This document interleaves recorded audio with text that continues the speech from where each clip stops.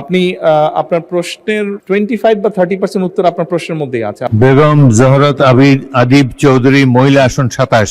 ধন্যবাদ মাননীয় স্পিকার, আলহামদুলিল্লাহ, এবং দলের নেতৃবৃন্দকে ধন্যবাদ জানাচ্ছি আজকে মহান সংসদে প্রশ্ন করার সুযোগ পেয়ে। প্রধানমন্ত্রীকে অনেক ধন্যবাদ যে আমাদের দেশি বিদেশি বিনিয়োগ বাড়ানোর জন্য সরকার যে সময় উপযোগী, কার্যকরী এবং খুব কনস্ট্রাকটিভ ইম্প্যাক্টফুল অ্যাকশন প্ল্যান নেওয়ার জন্য।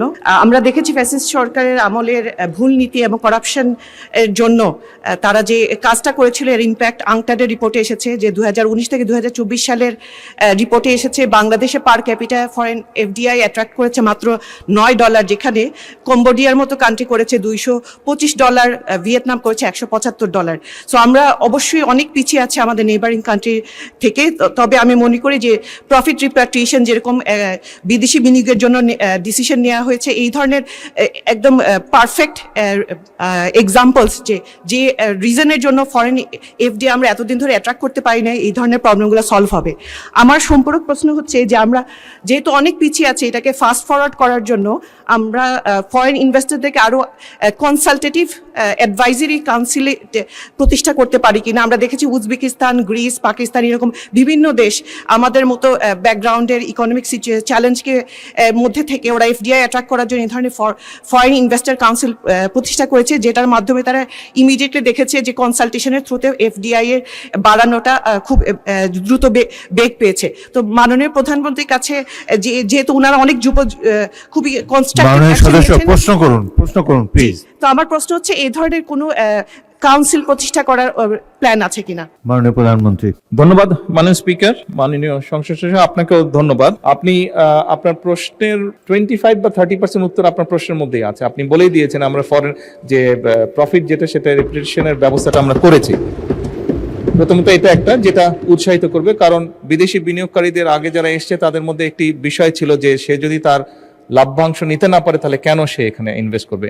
যেই সমস্যাটা আমরা আইনের মাধ্যমে যেটিকে আমরা সমাধান করেছি।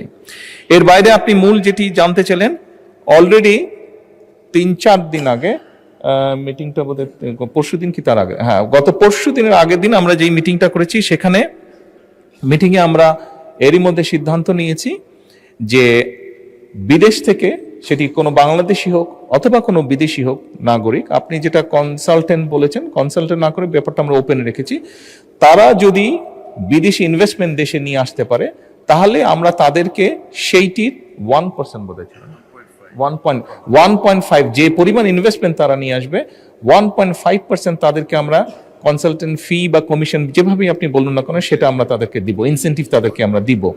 এইটার ফলে আমরা আশা করছি বিদেশে বসবাসকারী বাংলাদেশিরাও ইনভেস্ট করবেন দেশে। এর বাইরে যোগ্য যারা আছেন, যাদের সেই মেধা আছে, যোগ্যতা আছে, এরকম অনেক বাংলাদেশি আছেন যাদের আমাদের ডায়াসপোরা যেটি আছে বাংলাদেশি, মাননীয় স্পিকার, সেই ডায়াসপোরার মধ্যে যারা আছেন যোগ্য, ক্যাপেবল, তারা নিশ্চয়ই অ্যাট্রাক্ট করতে সক্ষম হবেন বিদেশি ইনভেস্টরদেরকে।